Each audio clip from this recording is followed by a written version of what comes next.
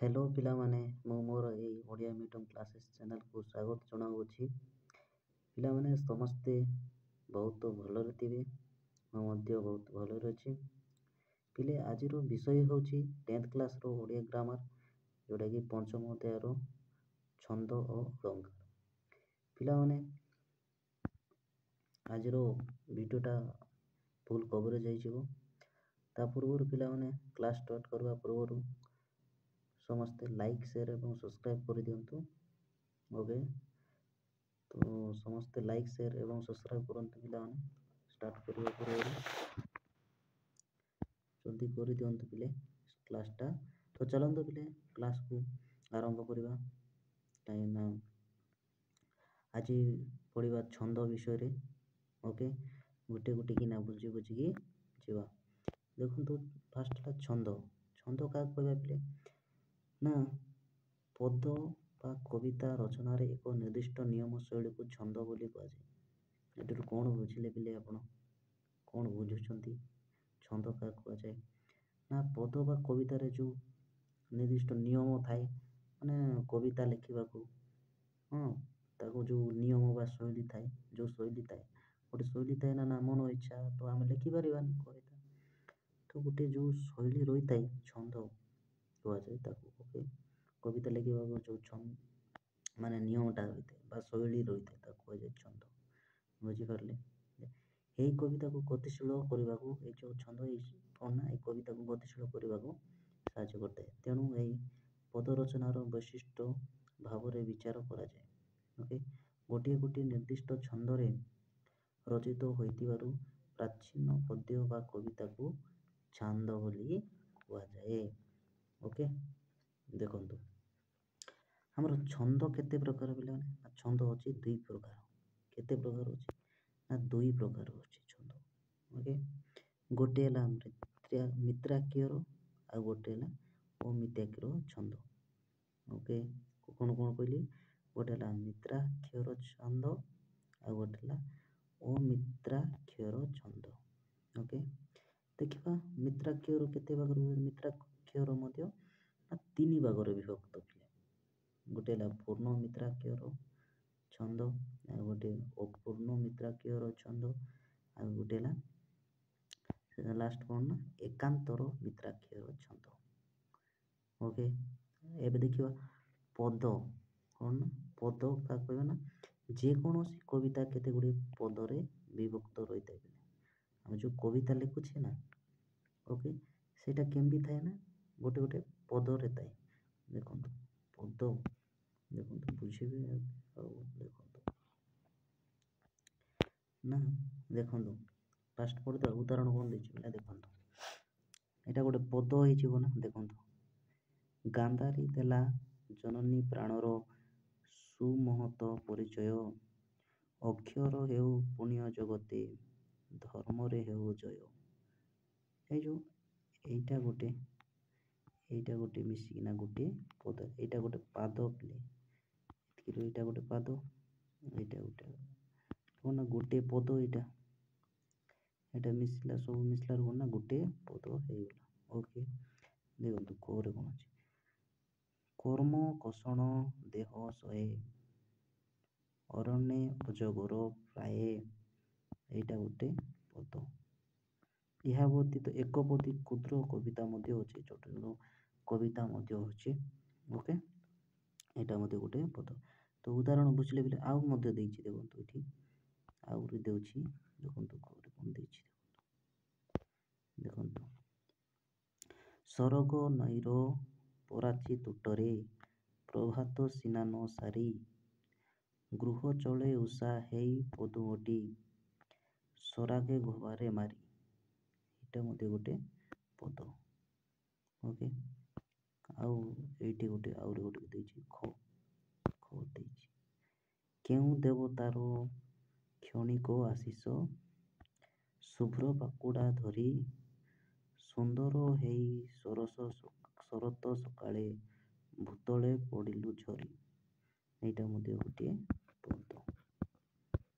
Okay, ତ ଆମେ କ'ଣ ଶିଖିଲେ? ଏଇଠୁ ପଦ ଜାଣିଲେ ନା, ଆମର ଯେଉଁ ଯେକୌଣସି କବିତା ଏଇଟା ମଧ୍ୟ ଗୋଟେ ଗୋଟେ କ'ଣ ଗୋଟେ ଗୋଟେ ପଦରେ ବିଭକ୍ତ। ଓକେ, ଦେଖନ୍ତୁ ଏଠି ଆମେ ଜାଣିଲେ ପଦ କେତେ ଗୁଡ଼ିଏ ମାନେ କ'ଣ ଗୋଟେ କବିତା କେତେ ଗୁଡ଼ିଏ ପଦରେ ବିଭକ୍ତ ରହିଥାଏ। ଏବେ ଦେଖିବା ପାଦ, କ'ଣ ନା ପାଦ। ଓକେ, ପାଦ ବିଷୟରେ ଦେଖିବା। ଦେଖନ୍ତୁ ପାଦ ନା ପାଦ କାହାକୁ କହିବା? ପଦର ପ୍ରତ୍ୟକ୍ଷ ପଂକ୍ତିକୁ ପାଦ ବୋଲି କହିବା। କ'ଣ କହିଲି ବୋଲେ ତ ପ୍ରତି ପାଦରେ ନା ପ୍ରତି ପଦରେ 2 ବା ତତୋଧିକ ପାଦ ଥାଏ। ଆପଣ ଭାବୁଥିବେ ପାଦ ମାନେ କ'ଣ? ହଁ, ବୁଝିପାରୁଛନ୍ତି? ଦେଖେଇଦେବି ତୁମ ପିଲାମାନେ, ଆପଣମାନଙ୍କୁ ଦେଖନ୍ତୁ ନା ପାଦ କାହାକୁ କୁହନ୍ତି। ଦେଖନ୍ତୁ ଏଇଠି ଦେଖନ୍ତୁ। ଓକେ, ପାଦ ନା କେଉଁ ଦେବତାର କ୍ଷଣିକ ଆଶିଷ ଶୁଭ୍ର ପାଖୁଡ଼ା ଧରି, ଏଇଟା ଗୋଟେ ପାଦ। ଓକେ, ସୁନ୍ଦର ହେଇ ସରସ ସକାଳେ ଭୂତଳେ ପଡ଼ିଲୁ ଝରି, ଏଇଟା ଗୋଟେ ପାଦ। ଏ ଦୁଇଟା ମିଶିକି ଗୋଟିଏ ପଦ ହୋଇଥାଏ। ଓକେ, ଏ ଦୁଇଟା ମିଶିକି ଗୋଟିଏ ପଦ ହୋଇଥାଏ। ବୁଝିପାରିଲେ କି? ଯିବା ନେକ୍ସଟ। ଦେଖନ୍ତୁ ବୁଝିପାରିଲେ କି ନା ନାହିଁ? ବୁଝିପାରୁଥିବେ ପିଲେ। ଦେଖନ୍ତୁ ଯଦି ଯଦି ଯଦି କାହାକୁ କହିବା? ଛନ୍ଦର ନିୟମ ଅନୁସାରେ ରଚିତ ହୋଇଥିବା ପଦ୍ୟକୁ ଗାନ ବା ଆବୃତ୍ତି କଲାବେଳେ ପ୍ରତ୍ୟେକ ପାଦର ନିର୍ଦ୍ଦିଷ୍ଟ ଅକ୍ଷର ଉପରେ ବିଶ୍ରାମ ନେବାକୁ ହୁଏ। ଏହି ବିଶ୍ରାମ ବା ଶ୍ୱାସଘାତକୁ ଯତି ବା ଯତିପାତ କହିଥାନ୍ତି। ଏଠି କ'ଣ ବୁଝିଲେ ବୋଲେ ଯତି ମାନେ କ'ଣ? ଦେଖନ୍ତୁ ଆମେ କୌଣସି କବିତା ବା ବହି ପଢ଼ିଲା ବେଳେ ମଧ୍ୟ ବୁଝିପାରୁଛନ୍ତି ନା ଛନ୍ଦର ନିୟମ ଅନୁସାରେ ଯେଉଁ ରଚିତ ହୋଇଥାଏ, ନିୟମ ଅନୁସାରେ ମାନେ ଯେଉଁ ଶୈଳୀ ଅନୁସାରେ ଲେଖିଥାନ୍ତି। ଦେଖନ୍ତୁ ପିଲେ କେଉଁଠି କମା ମଧ୍ୟ ଥିବ, କେଉଁଠି ଫୁଲ୍ ଷ୍ଟପ୍ ମଧ୍ୟ ହୋଇଥାଏ। ତ ନିର୍ଦ୍ଦିଷ୍ଟ ଅକ୍ଷର ଉପରେ ଆମେ କ'ଣ ନା ବେଳେବେଳେ ଆମେ ବିଶ୍ରାମ ନେଇଥାଉ ପଢ଼ିଲା ବେଳେ, ନା ଡାଇରେକ୍ଟ ଏମିତି ପଢ଼ିଯାଉ ନା ଆମେ ବିଶ୍ରାମ ଟିକେ ଟିକେ ନେଇଥାଉ କି ନାହିଁ? ସେଇ ଯେଉଁ ବିଶ୍ରାମ ବା ଶ୍ୱାସଘାତକୁ ହିଁ ଆମେ କ'ଣ କହିଥାଉ? ଯତିପାତ ବୋଲି କହିଥାଉ। ବୁଝିପାରିଲେ? ଦେଖନ୍ତୁ ଏଠି ଆମେ ପାଦ କ'ଣ ଜାଣିଲେ, ପଦ କ'ଣ ଜାଣିଲେ, ଯତି କ'ଣ ଜାଣିଲେ। ଓକେ, ତ ବିଭିନ୍ନ ଛନ୍ଦ ଅନୁସାରେ ପଦ, ପାଦ, ଯତି ଏସବୁ ଭିନ୍ନ ଭିନ୍ନ ପିଲେ। ଏଠାରେ କେତେକ ଛନ୍ଦ ଓ ଯତିପାତ ଉପରେ ଆଲୋଚନା କରାଯାଇଛି। ଆମେ ଗୋଟେ ଗୋଟେ କରି ପଢ଼ିକି ଯିବା। ଦେଖନ୍ତୁ ଫାଷ୍ଟ ହେଲା ଦାଣ୍ଡି ବୃତ୍ତ ବା ଛନ୍ଦ। ଦାଣ୍ଡି ବୃତ୍ତ ବା ଛନ୍ଦ କାହାକୁ କହିବା? ଓକେ, ଦେଖନ୍ତୁ ଏହାର 2ଟି ପାଦରେ ଗୋଟିଏ ପଦ ହୁଏ। କ'ଣ କହିଲେ ବୋଲି ତାର 2ଟି ପାଦରେ ଗୋଟିଏ ପଦ ହୋଇଥାଏ। ଆହୁରି କ'ଣ ନା ପ୍ରତ୍ୟେକ ଅକ୍ଷର ସଂଖ୍ୟା ସମାନ ନଥିବ। ମାନେ ପ୍ରତ୍ୟେକ ପାଦର ସଂଖ୍ୟା କ'ଣ ନା ପାଦର ଅକ୍ଷର ସଂଖ୍ୟା ସମାନ ନଥିବ। ମୁଁ ଦେଖେଇବି ପିଲା, ଦେଖନ୍ତୁ ଏଠି ଉଦାହରଣ ଦେଇଛି।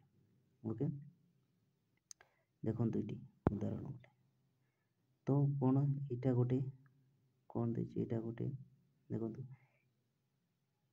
ଏତୁ ଅନନ୍ତରେ ଦ୍ରୋଣେ ବିଦ୍ୟାପୁତ୍ରନ୍ତ ହକାରି ବାବୁ ତୁମ୍ବେ ଯାଓରେ ମୃଗୟା ବନ ହେରି। ବୁଝିପାରୁଛନ୍ତି ଏଠି?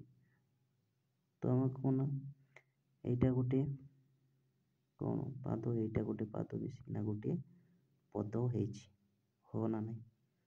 ଆଉ କ'ଣ ନା ଅକ୍ଷର ସଂଖ୍ୟା ସମାନ ନୁହେଁ ପିଲେ। ଏହାର ଦେଖନ୍ତୁ ଏମିତି ଗୋଟେ ଗୋଟେ ଗଣିବା। ଦେଖନ୍ତୁ 1 2 3 4 5 6 7 8 9 10 11 12 13 14 15 16 ଦେଇଛି ଏଠି, ଏଠି 16 ଦେଇଛି। ସେମିତି 1 2 3 4 5 6 7 8 9 10 11 12 13 14 ଦେଇଛି। ତ ପ୍ରତ୍ୟେକ କ'ଣ ପ୍ରତ୍ୟେକ ପାଦର ଅକ୍ଷର ସଂଖ୍ୟା ସମାନ ନୁହେଁ। ବୁଝିପାରିଲେ ନା? ଏଠି ଅକ୍ଷର ଆପଣ ଗୋଟେ ଦେଇଥିବ ଏମିତି ଆପଣ ଗଣିଦେବେ। ଯଦି ଅକ୍ଷର ସଂଖ୍ୟା ସମାନ ଆସିଲା ନାହିଁ ତାମାନେ ଆପଣ ଜାଣିବେ ଏଇଟା ଦାଣ୍ଡି ବୃତ୍ତ ବା ଛନ୍ଦ ବୋଲି କହିବା। ଓକେ, ବୁଝିପାରିଲେ? ଆହୁରି କ'ଣ ଦୁଇଟି ପାଦରେ ଗୋଟିଏ ପଦ, ଦୁଇଟା ପାଦକୁ ନେଇକିନା ଗୋଟେ ପଦ ଗଠିତ ହୋଇଥାଏ। ବୁଝିପାରିଲେ? ଦେଖନ୍ତୁ ଆଉ କ'ଣ ଦେଇଥିଲା ଏଠି, ତେଣୁ ନିର୍ଦ୍ଦିଷ୍ଟ ଭାବରେ ଯତିପାତ ହୁଏ ନାହିଁ, କିନ୍ତୁ ବୋଲିଲା ବେଳେ ଗାୟକ ସୁର ଲମ୍ବାଇକି ନିଜ ସୁବିଧା ଅନୁସାରେ ସେମାନେ ବିଶ୍ରାମ ନେଇ ପଡ଼ିଥାନ୍ତି। ଓକେ, ବିଶ୍ରାମ ନେଇଥାନ୍ତି ତାଙ୍କେ। ଆଉ କ'ଣ ଦେଇଛି ଏଠି ଦେଖନ୍ତୁ, ନେକ୍ସଟ ଦେଖିବା। ଓଡ଼ିଆ ସାହିତ୍ୟରେ କେତେକ ପ୍ରାଚୀନ କାବ୍ୟ ଏହି ଦାଣ୍ଡିବୃତ୍ତରେ ରଚିତ ହୋଇଛି, ଯେମିତିକି ଶାରଳା ଦାସଙ୍କ ମହାଭାରତ ଲେଖିଥିଲେ, ବଳରାମ ଦାସ ଦାଣ୍ଡି ରାମାୟଣ, ଚୈତନ୍ୟ ଦାସଙ୍କ ବିଷ୍ଣୁଙ୍କର ଉପନ୍ୟାସ ସବୁ ଗୋଟେ ଗୋଟେ ଅଛି। ଓକେ, ନେକ୍ସଟ ଯିବା ଭାଗବତ ବାଣୀ ବା ଗୁଜରୀ। କ'ଣ ନା ଭାଗବତ ବାଣୀ ବା ଗୁଜରୀ ଦେଖନ୍ତୁ, ତ କବି ଜଗନ୍ନାଥ ଦାସଙ୍କ ଭାଗବତ ଏହି ଛନ୍ଦରେ ରଚିତ। ଓକେ, ଏହାର ଦୁଇ ପାଦରେ ଗୋଟିଏ ପଦ ହୁଏ। କ'ଣ କହିଲା, ଏଠି ମଧ୍ୟ କ'ଣ ଦୁଇଟି ପାଦରେ ଗୋଟିଏ ପଦ ହୋଇଥାଏ ଏବଂ ପ୍ରତି ପାଦର ଅକ୍ଷର ସଂଖ୍ୟା 9 ହୋଇଥିବ। କ'ଣ ପ୍ରତି ପାଦର ଅକ୍ଷର ସଂଖ୍ୟା କେମିତି ଥିବ ନା 9 ହେଉଥିବ। ଦେଖନ୍ତୁ ତାକୁ କ'ଣ କହିବା, ଆହୁରି ନବାକ୍ଷରୀ ବୃତ୍ତ ବା ନବାକ୍ଷରୀ ଛନ୍ଦ। କ'ଣ ବୁଝିଲେ ଏଠି ଦେଖନ୍ତୁ ପିଲେ, ଧ୍ୟାନର ସହିତ ଶୁଣନ୍ତୁ ନା, ଏହାର ଦୁଇଟି ପାଦରେ ଗୋଟିଏ ପଦ ହୁଏ। ଏକ ନମ୍ବର ବୁଝିପାରିଲେ, ନା ଦୁଇଟି ପାଦରେ ଗୋଟିଏ ପଦ ହୁଏ ଏବଂ ପ୍ରତି ପାଦର ଅକ୍ଷର ସଂଖ୍ୟା 9 ହୋଇଥାଏ। ତାକୁ କୁହାଯାଏ କ'ଣ ନା ନବାକ୍ଷରୀ ବୃତ୍ତ ବା ନବାକ୍ଷରୀ ଛନ୍ଦ ବୋଲି କୁହାଯାଏ। ଓକେ, ଦେଖନ୍ତୁ ଉଦାହରଣ ଦେଇଛି, ପ୍ରାଣୀର ଭଲ ମନ୍ଦ ବାଣୀ ମରଣ କାଳେ ତାହା ଜାଣି। ଓକେ, ଏଇଟା ଗୋଟେ ପଦ, ଏଇଟା ଗୋଟେ ପଦ କହିଲି ବୋଲେ ପାଦ, ଏଇଟା ଗୋଟେ ପାଦ, ଏଇଟା ଏଇ ଲାଇନଟା ଗୋଟେ ପାଦ, ଏଇ ଦୁଇଟା ମିଶିକି ଗୋଟିଏ ପଦ ହେଲା ନା। ଦୁଇ ପାଦରେ ମାନେ ଏଇଟା ଗୋଟେ ପାଦ, ଏଇଟା ଦୁଇ ପାଦରେ ଗୋଟିଏ ପଦ ହେଇଗଲା। ଆଉ କ'ଣ କହୁଛି ନା ପ୍ରତ୍ୟେକ ମାନେ ପ୍ରତି ପାଦର ଅକ୍ଷର ସଂଖ୍ୟା କ'ଣ ନା 9 ହେଉଥିବ। ଦେଖନ୍ତୁ ଗଣିଦେବା ଟିକେ, 1 2 3 4 5 6 7 8 9 ଆଇଲା ନା, ଏଇଟା ଗୋଟେ ପାଦ 9, 1 2 3 4 5 6 7 8 9, ଏଇଟା ଗୋଟେ 9, ତ ଦୁଇଟା ପାଦ ମିଶିକିନା ଗୋଟେ ପଦ ଏବଂ ପ୍ରତ୍ୟେକ ଅକ୍ଷର ସଂଖ୍ୟା 9 ହେଉଛି। ଓକେ, ଦେଖନ୍ତୁ ପିଲେ ଏଇଟା ମିଶା ଗଣନ୍ତୁ, ଆପଣଙ୍କୁ ଏମିତି ଦେଇଥିବ, ଆପଣ ଗଣିଦେବେ, ଗଣିଦେଲେ ଜାଣିପାରିବେ। ଓକେ, 9 ଆସୁଥିଲେ, ପ୍ରତ୍ୟେକ ପାଦର ଅକ୍ଷର ସଂଖ୍ୟା 9 ଆସିଥିଲେ ଆପଣ ଜାଣିପାରିବେ ଏଇଟା କ'ଣ ନବାକ୍ଷରୀ ବୃତ୍ତ ବା ନବାକ୍ଷରୀ ଛନ୍ଦ। ଦେଖନ୍ତୁ ଦେଇଛି, 1 ଲାଷ୍ଟ ପଢ଼ିଦେବା ବେଲେ ଅମୃତ ବିନୟ ବଚନ କହି ତ ଶିବ ପ୍ରାଣୀ ମନ। ଦେଖନ୍ତୁ 1 2 3 4 5 6 7 8 9, 9 ଆସିଲା, 1 2 3 4 5 6 7 8 9, ଏଇଟା ମଧ୍ୟ 9 ଆସିଲା, ଏଇଟା ମିଶିକିନା ଗୋଟିଏ ପଦ। ବୁଝିପାରିଲେ? ଏଇଟା ଭାଗବତ ବାଣୀ ଜଗନ୍ନାଥ ଦାସଙ୍କ। ଓକେ, ନେକ୍ସଟ ଯିବା ନଟବାଣୀ ବା ବିବାସ କେଦାର। କ'ଣ ନା ନଟବାଣୀ ବା ବିବାସ କେଦାର। ନଟବାଣୀ ବା ବିବାସ କେଦାର ଏଇଟା ବି ମଧ୍ୟ ଧ୍ୟାନ ସହିତ ଶୁଣନ୍ତୁ ପିଲେ, ମୁଁ କ'ଣ କହୁଛି ଶୁଣନ୍ତୁ ପ୍ରଥମେ। ଓକେ, ପରେ ଲେଖିବେ, ପ୍ରଥମେ ଶୁଣି ନିଅନ୍ତୁ। ଏଇଟା ମଧ୍ୟ କ'ଣ ନା ଦୁଇଟି ପାଦରେ ଗୋଟିଏ ପଦ ହୁଏ ବୋଲି। କ'ଣ କହିଲି, ଦୁଇଟି ପାଦରୁ ଗୋଟିଏ ପଦ ହୋଇଥାଏ। ଆଉ ପ୍ରତି ପାଦର ଅକ୍ଷର ସଂଖ୍ୟା କେତେ କହିଲେ ପିଲା, 12। କେତେ ନା 12। ପ୍ରତି ପାଦର ଅକ୍ଷର ସଂଖ୍ୟା କେତେ ଥିବ, 12 ଏବଂ ପାଦର ତୃତୀୟ ଷଷ୍ଠ ନବମ ଶେଷ ଅକ୍ଷର ସଂଖ୍ୟା ଉପରେ ଯତିପାତ ହୁଏ। ଦେଖନ୍ତୁ ଗଣିଦେବା ପିଲେ, ଗଣିଲେ ଆମେ ଜାଣିପାରିବା। ଓକେ, ଦେଖନ୍ତୁ କ'ଣ କହିଲି ନା ଦୁଇଟି ପାଦରେ ଗୋଟିଏ ପଦ ହେଲା, ଗୋଟିଏ ପଦ ହୁଏ ଏବଂ ପ୍ରତିଟି ପାଦର ଅକ୍ଷର ସଂଖ୍ୟା କେତେ ହେବ କହିଛି, 12। ଦେଖିବା 12 ଆସୁଛି କି ନା, ଏଇଟା ଗୋଟେ କ'ଣ ପାଦ, ଏଇଟା ଗୋଟେ ପାଦ, ଏ ଦୁଇଟା ମିଶିକିନା ଗୋଟେ ପଦ ଏବଂ ଅକ୍ଷର ସଂଖ୍ୟା 12 ହେଉଛି। 1 2 3 4 5 7 8 9, 10, 11, 12 ଗୋଟିଏ ପାଦର କେତେ 12 ଆସିଲା। ଓକେ, ଗୋଟିଏ ଅକ୍ଷର ସଂଖ୍ୟା 12 1 2 3 4 5 6 7 8 9 10 11 12 ଏଇଟା ମଧ୍ୟ 12 ଆସିଲା। କ'ଣ କହିଥିଲା ବୋଲି ଏଠି ଅକ୍ଷର ସଂଖ୍ୟା 12 ଆସୁଥିବ, ମାନେ ପ୍ରତି ପାଦର ଅକ୍ଷର ସଂଖ୍ୟା 12 ହେଇଗଲା। ମାନେ ଆପଣଙ୍କୁ ଏମିତି ଗୋଟେ ଦେଇଥିବ, ଗୋଟେ କବିତାଟା ଏମିତି ଦେଇଥିବ, ଆପଣ ଗଣିଦେଲେ ଜାଣିପାରିବେ। ଯଦି ପ୍ରତିଟି ପାଦର ଅକ୍ଷର ସଂଖ୍ୟା ଯଦି 12 ଆସିଲା, ତାମାନେ ନଟବାଣୀ ବା ବିଭାଷକ ତାର କୁହାଯାଏ। ଓକେ, ବୁଝିପାରିଲେ? ଏଇଟା କ'ଣ ଚିଲିକା ରାଧାନାଥ ଲେଖିଥିଲେ, ଏଇଟା ବି ମନେ ରଖନ୍ତୁ, ଏକ୍ଜାମ୍ରେ ଆସୁଛି ଏଇଟା ମଧ୍ୟ ପିଲା। ଚିଲିକା ରାଧାନାଥ ଦେଖନ୍ତୁ ଏଠି ଏବେ ଚୌକି, କ'ଣ ଚୌକି, ଚୌକି ଏବେ ଦେଖିବା ଚୌକି କେମିତି।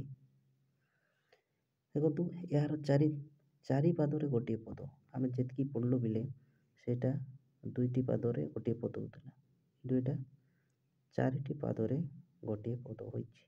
ଓକେ, ପ୍ରଥମ 2ଟି ପାଦରେ 29ଟି ଲେଖାଏଁ ଅକ୍ଷର ଥାଏ। ଦେଖନ୍ତୁ ପ୍ରଥମ 2ଟି ପାଦ, ଦେଖନ୍ତୁ ଏଠି ଜଷ୍ଟ ଟିକେ କରିଦେବା ପିଲା। ଓକେ, ଦେଖନ୍ତୁ ଉଦାହରଣକୁ ଦେଖିଦେବା ଫାଷ୍ଟ।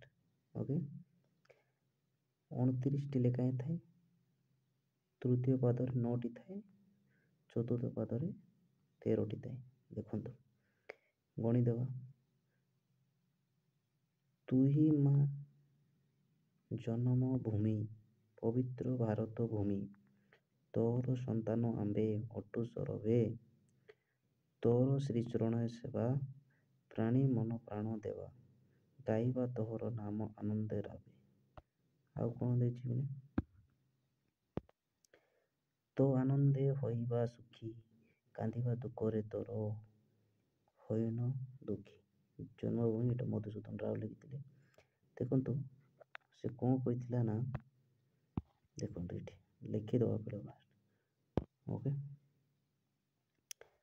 4 ପାଦରେ ଗୋଟିଏ ପଦ, କ'ଣ କହିଲା 4 ପାଦରେ ଗୋଟିଏ ପଦ, ଏବଂ ପ୍ରଥମ 2ଟି ପାଦରେ 29 ଲେଖା, କେତେରେ ଫାଷ୍ଟ ହେଲା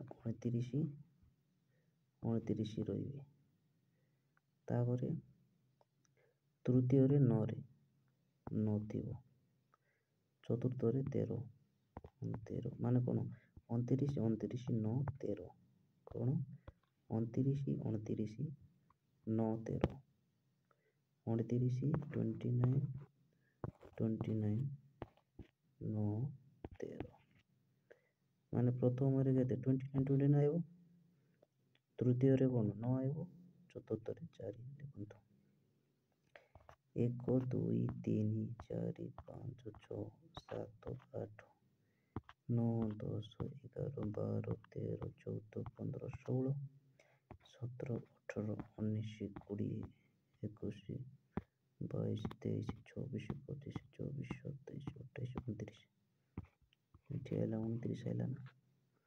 ଓକେ, ଗୋଟିଏ ପାଦ କେତେ 29, ଆହୁରି ଗୋଟେ ଦେଖିବା 1 2 3 4 5 6 7 8 9 10 11 12 13 14 15 16 17 18 19 20 21 22 23 24 25 26 27 28 29, ଏଇଟା ମଧ୍ୟ କେତେ 29 ଆସିଲା ନା। ଓକେ, ଦେଖନ୍ତୁ ଏବେ ତୃତୀୟରେ କ'ଣ କେତେ ଅଛି 1 2 3 4 5 6 7 8 9, ଏଠି କେତେ ହେଲା 9, ତ କେତେ 29 29 9, ଲାଷ୍ଟରେ 13 ଆସିବ। ଦେଖନ୍ତୁ 1 2 3 4 5 6 7 8 9 10 11 12 13, ଏଠି ହେଲା 13। ତ ଏଠି କ'ଣ ଶିଖିଲେ ପିଲା, ଆପଣ ମନେ ରଖନ୍ତୁ କେମିତି ମନେ ରଖିବେ ନା 29 29 9 13 କହିଲେ ଆମେ ଚକି ବୋଲି କହିବା, କ'ଣ 29 29 9 13 ହେଲେ ଆମେ ଚକି ବୋଲି ଜାଣିବା। ଓକେ, କ'ଣ 29 29 29 30 9 13, ଆଉ ସେ କ'ଣ କହିଥିଲା ନା 4 ପାଦରେ ଗୋଟିଏ ପଦ କହିଥିଲା। ଦେଖନ୍ତୁ ଏଇଟା ଗୋଟେ ପାଦ, ଏଇଟା ଗୋଟେ ପାଦ, ଏଇଟା ଗୋଟେ ପାଦ, ଆଉ ଏଇଟା ଗୋଟେ ପାଦ, ଆଉ ଏଇଟା ଗୋଟେ ପାଦ, କେତେଟା ପାଦ? ଏଇ 4ଟା ପାଦ ମିଶିଲେ ଗୋଟିଏ ପଦ ହେଉଛି। ବୁଝିପାରିଲେ? ସେଇଟା ହିଁ ଦେଇଥିଲା ଏଇଠି। ଦେଖନ୍ତୁ ଏହାର 4 ପାଦରେ ଗୋଟିଏ ପଦ। ଓକେ, ଆମେ ଜାଣିଲେ ଏଇଠି ଚକି। ଦେଖନ୍ତୁ 4 ପାଦରେ ଗୋଟିଏ ପଦ ହେଲେ ଆମେ ଚକି ବୋଲି କହିବା। 2 ନମ୍ବର କ'ଣ କଲେ ବୋଲେ ନା 2 ନମ୍ବର କ'ଣ ଦେଇଛି ନା ପ୍ରଥମ 2ଟି ପାଦ 29ଟି ଲେଖାଏଁ ଅକ୍ଷର ଥାଏ। 29 29। ତୃତୀୟ ପାଦରେ ଥାଏ 9ଟି, ମାନେ 29 29 9। ଆଉ ଚତୁର୍ଥ ପାଦରେ 13 29 29 9 13। ଓକେ, ନେକ୍ସଟ ଯିବା। ଆଉ କ'ଣ ଅଛି ପିଲା ଦେଖନ୍ତୁ ବଙ୍ଗଳାଶ୍ରୀ। କ'ଣ ନା ବଙ୍ଗଳାଶ୍ରୀ। ଦେଖନ୍ତୁ ବଙ୍ଗଳାଶ୍ରୀ। ଓକେ, ନା ବଙ୍ଗଳାଶ୍ରୀ ଦେଖିବା କ'ଣ ହବ ନା ଏହି ରଚନାରେ ଗୋଟିଏ ପଦ ହେଉଛି 2 ପାଦ ବିଶିଷ୍ଟ। କ'ଣ? ଗୋଟିଏ ପଦ 2 ପାଦ ବିଶିଷ୍ଟ। ପ୍ରତ୍ୟେକ ଅକ୍ଷର ସଂଖ୍ୟାର 20 ଆସୁଥିବ। କ'ଣ? ପ୍ରତ୍ୟେକ ଅକ୍ଷର ସଂଖ୍ୟା 20। ପ୍ରଥମ ଦ୍ୱିତୀୟ ପାଦର ଷଷ୍ଠ, ଦ୍ୱାଦଶ, ଅଷ୍ଟାଦଶ ଏବଂ ଶେଷ ଅକ୍ଷର ଉପରେ ଯତିପାତ ହୋଇଥାଏ। ଦେଖନ୍ତୁ ଉଦାହରଣ ଦେଖିବା। କ'ଣ କହିଛି ଉଦାହରଣ? କ'ଣ କହିଲା? ବଙ୍ଗଳାଶ୍ରୀରେ କ'ଣ କହିଲା ନା ଗୋଟିଏ ପଦ ହେଉଛି 2 ପାଦ ବିଶିଷ୍ଟ। ଦେଖନ୍ତୁ 2ଟା ପାଦ ବିଶିଷ୍ଟ। ଗୋଟିଏ ପଦ ହେଉଛି 2ଟା ପାଦ ବିଶିଷ୍ଟ। ଏଇଟା ଗୋଟେ ପଦ। ଓକେ, ଏଇଟା ଗୋଟେ ପଦ ହେଲା, ଏଇଟା ଗୋଟେ ପଦ, କିନ୍ତୁ 2 ପାଦ ବିଶିଷ୍ଟ। ଓକେ, ଦେଖନ୍ତୁ ଆଉ ପ୍ରତ୍ୟେକ ଅକ୍ଷର ସଂଖ୍ୟା 20 କହିଛି। ଦେଖିବା ପ୍ରତ୍ୟେକ ପାଦର ସଂଖ୍ୟା କେତେ ଆସୁଛି? 20 ଆସୁଛି ନାହିଁ। ଏଇଟା ଗୋଟେ 1 2 3 4 5 6 7 8 9 10 11 12 13 14 15 16 17 18 19 20। ଏଇଟା ଗୋଟେ ପାଦ, ସରି 20। ଓକେ, ଗଣିଦେବା ଗୋଟେ 1 2 3 4 5 6 7 8 9 10 11 12 13 14 15 16 17 18 19 20। ଏଇଟା ମଧ୍ୟ 20। ତ ପ୍ରତ୍ୟେକ ପାଦର ଅକ୍ଷର ସଂଖ୍ୟା କେତେ ହେଲା? ଏଇଟା ଗୋଟେ ପାଦ, ଏଇଟା ଗୋଟେ ପାଦ, ତାର ଅକ୍ଷର ସଂଖ୍ୟା କେତେ ହେଲା? 20 ଆସିଲା। ଓକେ, ବୁଝିପାରିଲେ ପିଲେ କ'ଣ କହିଲି?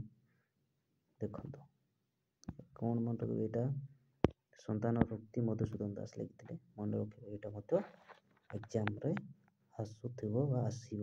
ଓକେ, ତ ଆମେ ଏଠି କ'ଣ ଶିଖିଲେ? ବଙ୍ଗଳାଶ୍ରୀ ନା ଗୋଟିଏ ପଦ ହେଉଛି 2 ପାଦ ବିଶିଷ୍ଟ। ଓକେ, ଆଉ କ'ଣ କହିଲେ ନା ପ୍ରତ୍ୟେକ ପାଦର ଅକ୍ଷର ସଂଖ୍ୟା 20 ବୋଲି କହିଲି। ଓକେ, ଏତିକି ମନେ ରଖନ୍ତୁ। ଦେଖନ୍ତୁ ଏବେ ଶଙ୍କରା ବରଣ। କ'ଣ ହେଲେ ଶଙ୍କରା ବରଣ? ହେଲେ ଆମେ କ'ଣ ପଢ଼ିଲେ ନା ଚକି ଯେମିତି ପଢ଼ିଲେ 4 ପାଦରେ କ'ଣ ଗୋଟିଏ ପଦ, ସେମ୍ ପିଲେ ଶଙ୍କରା ବରଣ ମଧ୍ୟ ସେମ୍ 4 ପାଦରେ ଗୋଟିଏ ପଦ ହୁଏ। ଓକେ, ଆଉ ସେଠି କ'ଣ ଥିଲା ପିଲା ଚକିରେ? 29 29 9 13 29 29 9 13 ଥିଲା କ'ଣ? ଚକି। ହଁ ନା ନାହିଁ? କିନ୍ତୁ ଏଠି କ'ଣ ନା 14 14 8 14 14 8 14 ଶଙ୍କରା ବରଣ। ଓକେ, ଶଙ୍କରା ବରଣ। ଦେଖନ୍ତୁ ନା 4 ପଦରେ ଗୋଟିଏ ପଦ ହୁଏ। ପ୍ରଥମ, ଦ୍ୱିତୀୟ, ଚତୁର୍ଥ ପ୍ରତ୍ୟେକ ପାଦର ଅକ୍ଷର ସଂଖ୍ୟା 14। କ'ଣ କହିଲା? ପ୍ରଥମଟା আর ଦ୍ୱିତୀୟ ପାଦ, ତୃତୀୟ ଛାଡ଼ିକି ଚତୁର୍ଥ ପାଦଟା। ଏତିକି କ'ଣ ଦେବ? ଦେଖନ୍ତୁ ଫାର୍ଷ୍ଟ ହେଲା 14, ଦ୍ୱିତୀୟଟା ହେଲା 14, ତୃତୀୟ ଛାଡ଼ିକି ଚତୁର୍ଥ ପାଦ 14 ଏବଂ ତୃତୀୟ ପାଦର ଅକ୍ଷର ସଂଖ୍ୟା କେତେ? 8। 1 ନମ୍ବର 2 ନମ୍ବର 3 ନମ୍ବର 4 ନମ୍ବର। ତୃତୀୟଟା କ'ଣ ହେଲା? 8। 14 14 8 14। ବୁଝିପାରିଲେ? ମାନେ এই ଉଦାହରଣ ଦେଖିଲେ ଆମେ ଜାଣିପାରିବା କି ନାହିଁ? ଦେଖନ୍ତୁ ଆଉ କ'ଣ ଦେଇଛି ପିଲେ ଟିକେ ଦେଖନ୍ତୁ। ପ୍ରଥମ, ଦ୍ୱିତୀୟ, ଚତୁର୍ଥ ପାଦର ଅଷ୍ଟମ, ଏକାଦଶ ଏବଂ ଶେଷ ଅକ୍ଷର ଉପରେ ଯତିପାଦ ହେଉଥିବା ବେଳେ ତୃତୀୟ ପାଦର ଦ୍ୱିତୀୟ, ଷଷ୍ଠ ଏବଂ ଶେଷ ଅକ୍ଷର ଉପରେ ଯତିପାଦ ହୁଏ। ଓକେ, ଦେଖନ୍ତୁ ଉଦାହରଣ ଦେଖିଲେ ଜାଣିପାରିବ। ଦେଖନ୍ତୁ 1 2 3 4 5 6 7 8 9 10 11 12 13 1 ଦେଖନ୍ତୁ ଟିକେ ଦେଖନ୍ତୁ 1 2 3 4 5 6 7 8 9 10 13 14 ଏଠି ଓଳି ଦେଇଛି ବୋଲେ ଏଠି 14। ଓକେ, ଦେଖନ୍ତୁ ଏଠି ମଧ୍ୟ କ'ଣ 1 2 3 4 5 6 7 8 9 10 11 13 14 ଏଠି ମଧ୍ୟ 14, ଏଠି ମଧ୍ୟ 14। ଓକେ, ସେମିତି 8 ଏବେ 14 14 ଏବେ ଗୋଟେ ରହିଲା 8 1 2 3 4 5 6 7 8 ଏଠି ଆସିଲା ନା 8 ତୃତୀୟ ପାଦ। ଆଉ ଗୋଟେ 8 8 ସରି 14 14 8 ଆଉ ଗୋଟେ 14 ହେବ 1 2 3 4 5 6 7 8 10 11 12 13 14 ଏଠି ମଧ୍ୟ 14। ଆପଣ ଯଦି ଗୋଟେ କବିତାରେ ଏମିତି ଥିବ ମାନେ ଗୋଟେ ପାଦରେ 14 ହେବ, ଆଉ ଗୋଟେ ପାଦରେ 14, ତୃତୀୟ ପାଦରେ 8 ଆସିବ ଏବଂ ଚତୁର୍ଥ ପାଦରେ 14 ହେବ, ତାମାନେ ଏଇଟା ଜାଣିବେ କ'ଣ ନା ଶଙ୍କରାଭରଣ ବୋଲି ଜାଣିପାରିବେ।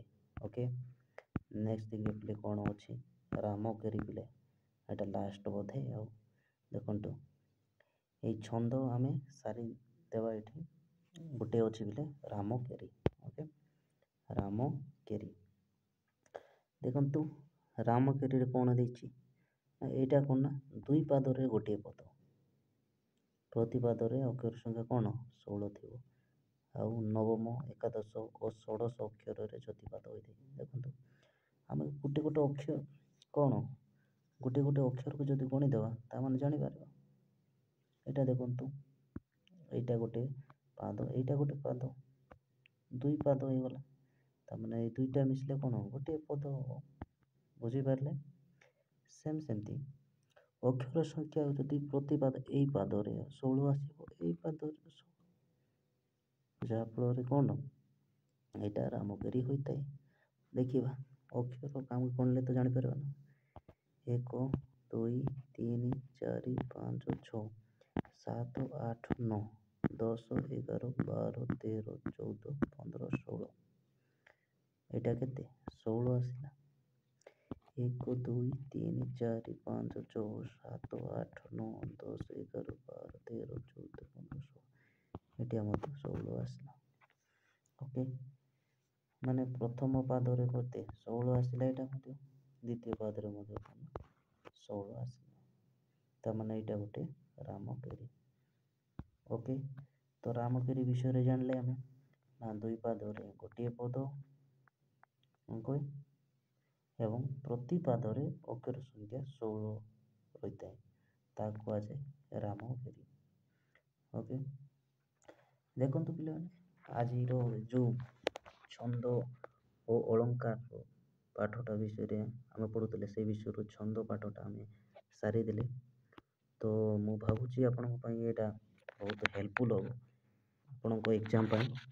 ଏଇଟା ସମସ୍ତଙ୍କ ପାଇଁ ବହୁତ ଗୁରୁତ୍ୱପୂର୍ଣ୍ଣ, ହେଲେ ଏଇଟାକୁ ଆମକୁ ଲେଖି ଲେଖିକି ପ୍ରାକ୍ଟିସ୍ କରନ୍ତୁ।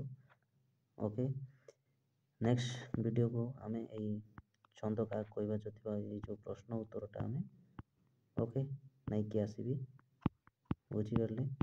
ନେକ୍ସଟକୁ ଦେଖିବା, କାହିଁକିନା ଟାଇମ୍ ଏତିକିରେ ଆମେ ଏଇ ବିଷୟକୁ ଶେଷ କରିଦେବା ପିଲେ। ଓକେ, ତ ଏଇ କ୍ଲାସ୍କୁ ଶେଷ କରିବା।